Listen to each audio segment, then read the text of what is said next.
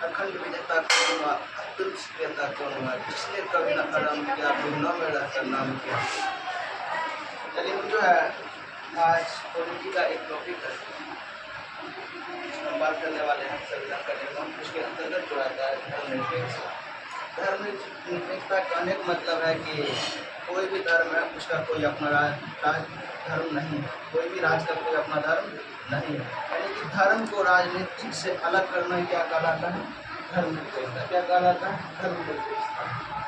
और इसको जो 42वें संविधान संशोधन के द्वारा जोड़ा गया। किस संविधान संशोधन के द्वारा, 42वें संविधान संशोधन, इसके द्वारा जो है संशोधन, इसके द्वारा जो है धर्मनिरपेक्षता शब्द को जोड़ा गया।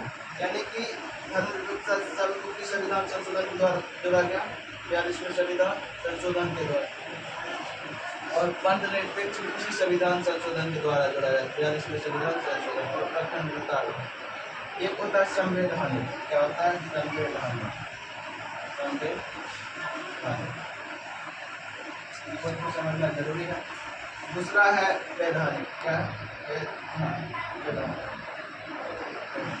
यानी कि संवैधानिक क्या होता है, जिसका संविधान में जिक्र की गई होती है उसी को हम लोग क्या बोलते हैं, संवैधानिक। इसका जिक्र जो है आर्टिकल में होगा। कौन जिक्र होगा, आर्टिकल में। आर्टिकल का मतलब है कि अनुच्छेद में होगा। वैधानिक यानी कि जिसका जिक्र जो है एक्ट यानी कि अधिनियम में होगा, उसे हम लोग क्या बोलेंगे, वैधानिक। क्या बोलेंगे, वैधानिक बोलेंगे।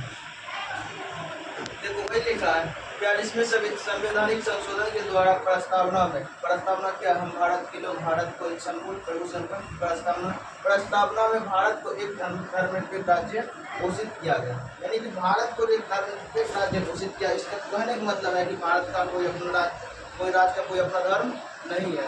धर्म को राजनीतिक से अलग करना ही क्या कहलाता है, धर्म। कोई भी राज्य है खुद को किसी एक धर्म को मान्यता नहीं देगा, एक धर्म को बढ़ावा नहीं देगा, क्योंकि ऐसा करना गलत है।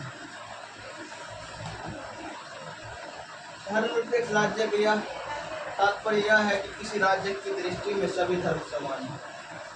धर्मनिरपेक्ष राज्य क्या तात्पर्य, कोई भी राज्य उसके लिए सभी धर्म समान। कैसा है, समान, समान। और राज्य के द्वारा विभिन्न धर्मावलंबियों को कोई भेदभाव नहीं किया जाएगा। और जो है कोई भी राज्य है वो जो है किसी भी धर्म के साथ भेदभाव नहीं करेगा। या तो हिंदू, मुस्लिम, सिख, जितना भी धर्म है किसी के साथ भेदभाव नहीं करेगा। संसदीय शासन प्रणाली, मौलिक अधिकार। देखिए हमारे देश में 11 मौलिक अधिकार, जिसमें कुछ व्यक्ति को कुछ मौलिक अधिकार दिए गए हैं जो उसके अनुसार चलना होता है। जैसे शादी किससे करना है, एक पार्टनर किसको बनाना है, व्यक्ति का खुद कर्तव्य है, हम उसको रोक नहीं सकते, माता पिता के अनुकूल। उसी को हम लोग क्या बोले, मौलिक अधिकार। लेकिन हाँ, उसका ठेस नहीं पहुंचाना चाहिए। अब जब हम जाएंगे किसी लड़की को जबरदस्ती को उससे शादी कर लें, गलत बात है।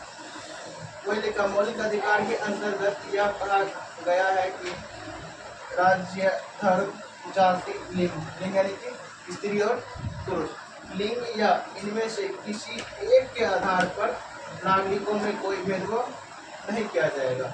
और मौलिक अधिकार शब्द जो है हम लोग अमेरिका से अपना है। कहाँ से, यूएसए। कहाँ से है, यूएसए। देखो संसदीय शासन प्रणाली, देखो सबसे पहले कोई जानना होगा संसदीय शासन प्रणाली किस देश से ग्रहण किया, यूनाइटेड किंगडम। कहाँ से ग्रहण किया, यूके लिख सकते, यूनाइटेड किंगडम, रीजन बोल सकते हैं यूके है। संसदीय शासन प्रणाली किस देश की है, यूनाइटेड किंगडम। संसदीय शासन व्यवस्था में के अंतर्गत शासन की वास्तविक सत्ता मंत्री परिषद में नहीं होती। किसमें नहीं होता है, मंत्री परिषद। जो हमारे देश में मंत्रिमंडल होता है जिसमें कई मंत्री आते हैं, उसी को हम लोग क्या बोलते हैं, मंत्री परिषद। क्या बोलते हैं, मंत्री परिषद। मंत्री परिषद का नियंत्रण व्यवस्थापिका के द्वारा किया जाता है। मंत्री परिषद का नियंत्रण कौन करता है, व्यवस्थापिका। कौन करता है, व्यवस्थापिका। और यह जीवन पर्यंत, और जो व्यवस्थापिका होता है जीवन पर्यंत अपने पद पर बने रहते हैं।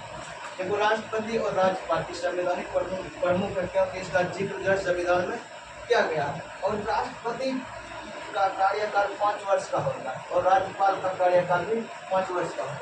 दोनों जो अपना काम करेगा मंत्री के अनुसार करेगा। किसके अनुसार? मंत्री के प्रति उत्तरदायी दोनों होता है, ठीक है। और राज्यपाल को शपथ भी दिलाता है राष्ट्रपति। राज्यपाल को शपथ को दिलाता है अपने पद का राष्ट्रपति। अनुच्छेद 52 है कि भारत में राष्ट्रपति होगा और राष्ट्रपति जो भारत का प्रथम नागरिक होता है। भारत का प्रथम नागरिक कौन होता है? राष्ट्रपति।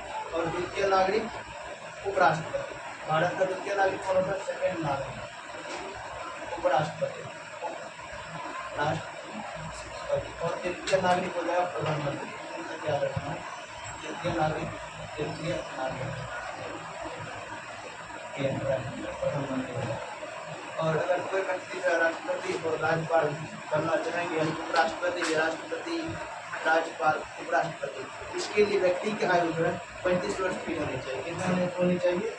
35 वर्ष, इससे कम नहीं होनी चाहिए। और प्रधानमंत्री के लिए 25 वर्ष, प्रधानमंत्री के लिए 25 वर्ष, प्रधानमंत्री के लिए कितनी होनी चाहिए? 25 वर्ष। पहले का संसदीय शासन प्रणाली किस देश रखना है? यूनाइटेड किंगडम, ब्रिटेन से। और राष्ट्रपति राज्यपाल बनने के लिए 35 वर्ष होने चाहिए।